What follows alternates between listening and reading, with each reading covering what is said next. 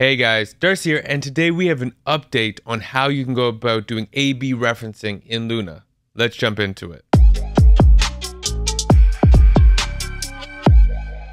After posting last week's video, Drew from Universal Audio actually commented on my post in a Facebook group, giving me a completely different alternative approach to this.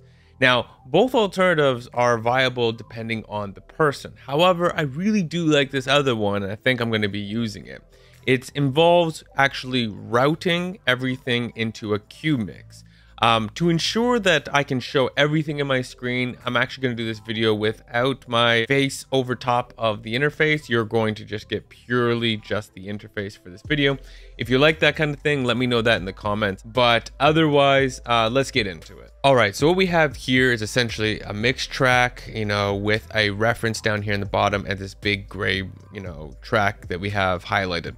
So what we want to do to reference this, if we don't want to use solo, latching, and exclusive, which we find up here under mixing the solo. Latching basically means you can solo multiple tracks. Exclusive means you can only solo one track at a time. I have another video on that. Go check that one out. Links above. If you want to be able to, avoid that whole soloing situation, then this is how we're going to want to approach this. So we have this track here, and what we're going to want to do is go over to our mixer view and set a couple of things up. I've minimized this interface so, it makes it more clear as we, focus on the things we have to set up. So first off, on the left-hand side, make sure that you have your cues and your outputs available to you in terms of the trays. For instance, if I click this and hide my cues or my outputs, right, bring these in and out, you can obviously hide these. Just make sure that they're open because you're going to need them. Next thing we're going to need to do is we're going to need to bring out our control room down here in the bottom right. This is going to bring out two more tracks related to your Apollo unit that you're going to be able to,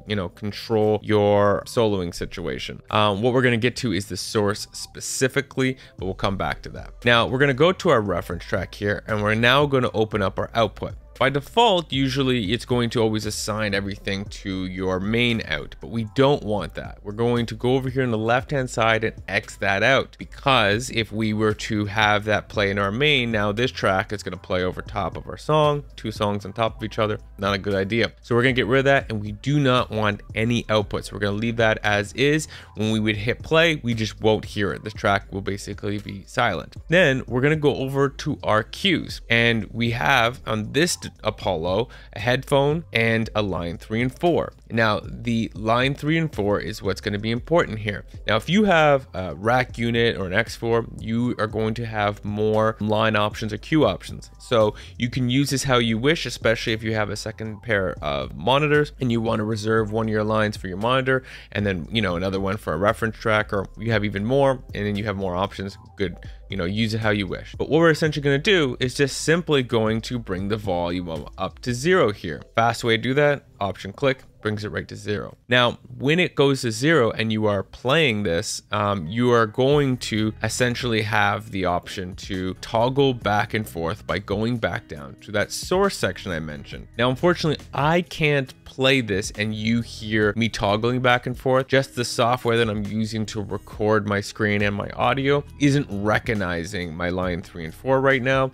So, maybe I'll be able to do that in another video, but for today, I'm just going to talk through the rest of it. All you're really going to do is just go from monitor to line 3 and 4. You're going to click on that and click back. All this is doing is saying to Luna, hey, I want to hear the mix that is sent to line 3 and 4. I want to hear that in my speakers, or I want to hear the main mix sent to my main monitors. So as you're playing, you would just hit line 3 and 4, monitor. Line 3 and 4, monitor. And now one more thing to keep in mind, if your reference track is much louder or much quieter than your main mix, you can also go back to this fader and bring that up, down, and get them more level balanced. So you don't have to use any inserts on this track, just keep it nice and simple. Yeah, overall, I really like this approach. It's nice to set up so you can also have, if you have multiple cues, you can have multiple references. So not just like a premix, but other songs you want to listen to as well. This is just another option available to you using the cues, and yeah, that's just something for you to try out. Hopefully you found this helpful. If you did, let me know that in the comments. Otherwise, have yourself a good day.